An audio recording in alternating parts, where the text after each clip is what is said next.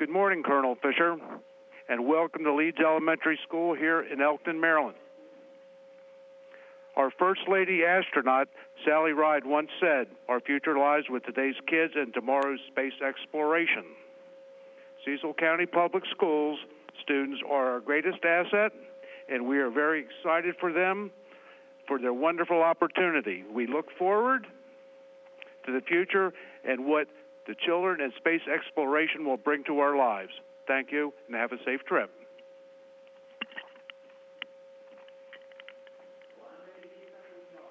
Well, thank you for those great words. What questions do y'all have? Okay, our first question is going to be from fourth grader Justin McMillan. How did you become interested in working for NASA? Well, Justin, it was when I was 6 years old, so even younger than you guys. I visited my grandpa down at Johnson Space Center in Houston, and this huge rocket, the Saturn V, was sitting outside, and I got to see it, and it just captured my imagination. And ever since then, I really wanted to do something with space and serve my country, so the Air Force Academy was a no-brainer for me, and the rest is history. Thank you for that, Colonel Fisher. Our next question comes from fourth grader Chase Stallings. What is the most interesting thing you have ever seen in space? Oh my gosh, that is a tough question because so much stuff is cool. And it could be even the smallest thing, like how a bubble behaves when it comes off a connector, or it can be as the grandeur that you see when you look out the window. I think probably the coolest thing that I've seen so far is when I went outside for a spacewalk, just having no small little window to look through, but the entirety of space in my field of view. It was amazing and breathtaking, and I think just seeing the Earth in that way and the stars above them was the coolest thing I've seen by far. Thank you, Colonel Fisher. Our next question is from pre-K student William Lehrer. What do you like to eat in space? Well, I like eating pretty much everything in here because I can play with my food, but my favorite is coffee balls. So I'll show you about a coffee ball. So coffee, I love coffee on Earth. It's pretty much my favorite thing. But in space, I get to make balls out of it. So check this out. And then suck the balls. Very cool. Here you go.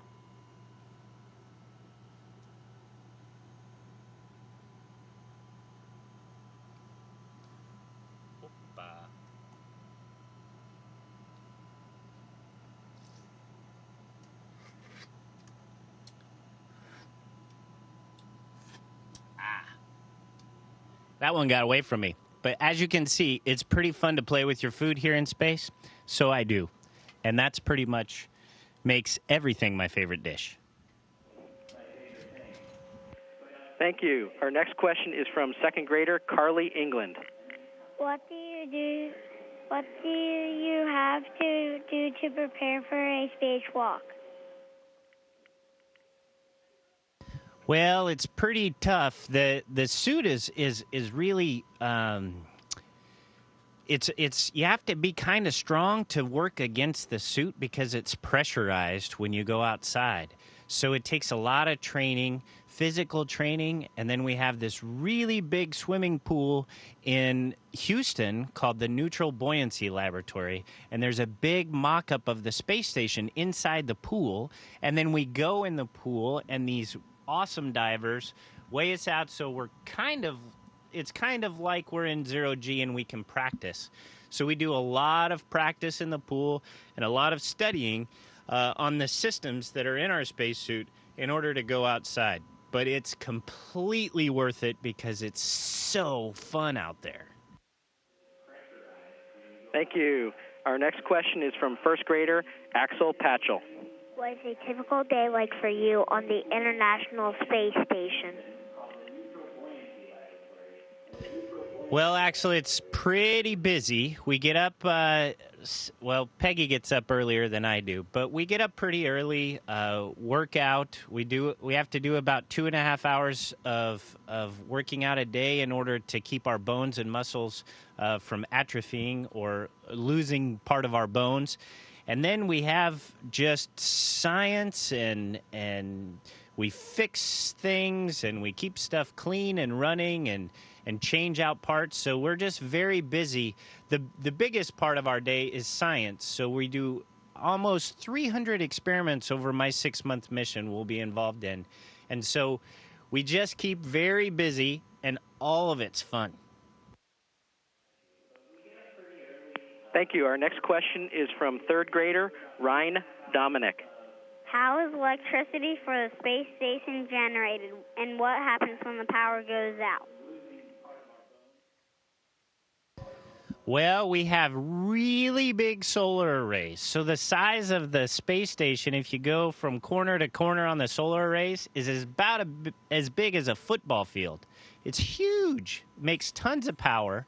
And then those solar arrays charge batteries because every 90 minutes we go around the Earth. So there's about 45 minutes of light and 45 minutes of dark. So we charge up the batteries and then we use the batteries. If we have a problem, we have 8 different channels that we can use. So there's backups if we have a problem with our power. If we start losing too many channels, we have to start turning stuff off and lose science. So that's not a very good day. So we want to make sure we don't lose power, certainly not a lot of power. Thank you. Our next question is from third grader Victoria Granger. Can you have animals in space? If so, do you have any with you? We do. So over the course of the space program, we've had a lot of animals in space. We've had fish, we've had mice, fruit flies, and we use animals, and they help us in our studies of different parts of not only the human body, but in general. And, things that you wouldn't even know, like a fruit fly has a similar cardiac system to humans, and mice have similar bones. So we're able to look at the effects of zero-G on those animals, and it's very helpful. Thank you. Our next question is from kindergartner Abby Gunn. If something breaks on the space station will not function, how will you fix it?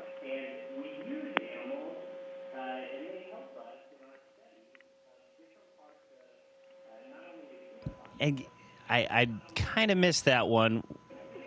Okay, the question was, if equipment on the space station breaks or malfunctions, how do you fix it? Sorry about that. My ears are getting kind of old. It depends on what it is. Some things we have spares for that we can plug in new ones. Sometimes it's outside, so we get to do a spacewalk to fix it. That's cool. Or it's something where we have to kind of take it apart and replace parts or fix wires. So it just depends on what it is. All of it's very fun because you're doing it in space, and they typically design all of the systems so that we can do them easily here in zero gravity. Thank you. Our next question comes from fifth grader Solomon Pope. What is the hardest thing to get used to in space? Well, I don't know. I think I got used to it pretty quick because it's so fun to fly around and spin and play with my food. I guess the hardest thing to get used to, and I don't know that I ever will, is just being away from my family. Thank you. Our next question is from kindergartner Lillian Rhodes. What do you miss most about being on Earth? Well, I know. It's my wife. I miss my Beagle Bandit and my girls. So I guess I miss most my family. Thank Thank you. Our next question is from second grader Jamie O'Connell. What types of trainings are involved in preparing to go to the space station? Well, it's a lot of training. We have to know a lot of things. There's an old saying called "Jack of all trades, master of none." That's kind of us. We have to be familiar with a lot of different things, from driving a robotic arm or doing spacewalks to doing different types of science skills. So we actually study systems on the Russian segment, the USOS segment, the Soyuz vehicle, as well as science and all the other skills. So it's 3 years about from the time you're assigned until you fly, and then you can't be assigned until you've had at least 2 years of training as an astronaut candidate. So a minimum of 5 years before you could fly. It's a lot of training. Thank you. Our next question is from fourth grader Blake Holbrook. While you are in space, what research are you doing? Well, we're doing a lot. Like I mentioned, there's over 300 experiments during this 6-month increment. So we're doing bone research, protein crystals, stem cells, new robotics technology. There's just a huge list that we just can't remember because it's so packed with science. There's even an experiment or a set of experiments called NanoRacks that is taking scientific experiments from high schools and other schools and flying them in a smaller kind of rapid development process so that we can get more science from spanning the spectrum all the way from high school all the way to advanced research. So we have quite a bit of science going on. Thank you. Our next question is from first grader Madeline Whitley. What is the coolest thing about being in space, and what is the most difficult? Well, most difficult is that my wife's not here because I really dig her. The coolest, I can't decide. It's either the floating, flying and spinning all over the place, or the view. Both of them are pretty awesome. Thank you. Our next question is from third grader Maddie Roberts. How are you able to tell time in space? Well, we have watches just like on Earth, but since we're going around it, somebody had to pick which time zone we would use, and they picked the Greenwich Mean Time, which is basically the time it is in London. You know how there's time zones Central, and you guys are in Eastern? Well, this one is the time zone in London. So that's the time we use all day long, and we get up at 6 o'clock on London time. Thank you. Our next question is from kindergartner Nathan Polino. How do you know when it is time to go to sleep when you can't tell if it is day or night? Well, that's a good question because every 90 minutes it's a day and a night. What you ever go to a hotel room and they have those really thick curtains on the windows? Well, we have little sleeping quarters that basically you shut the door and it's just the same as going to one of those hotel rooms with the thick curtains. We just close the curtains and then we can't tell if it's day or night. So that works pretty good. Thank you. Our next question is from first grader Jocelyn Zahn.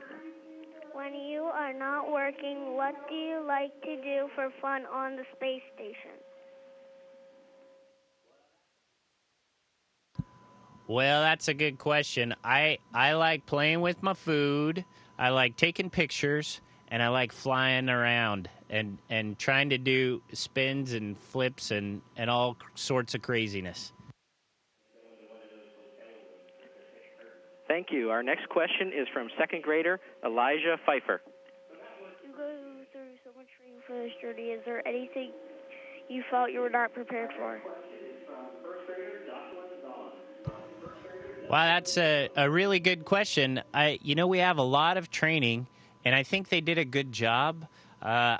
Some things you just can't train for because things don't float on Earth while we're doing our training. But I'm very lucky because I'm on board with two of the most experienced space travelers in history, Peggy Whitson and Fyodor Yurchikhin, and they answer or guide me through the other stuff that I didn't quite get trained on Earth. Thank you. Our next question is from fifth grader Alexandra Goodwin.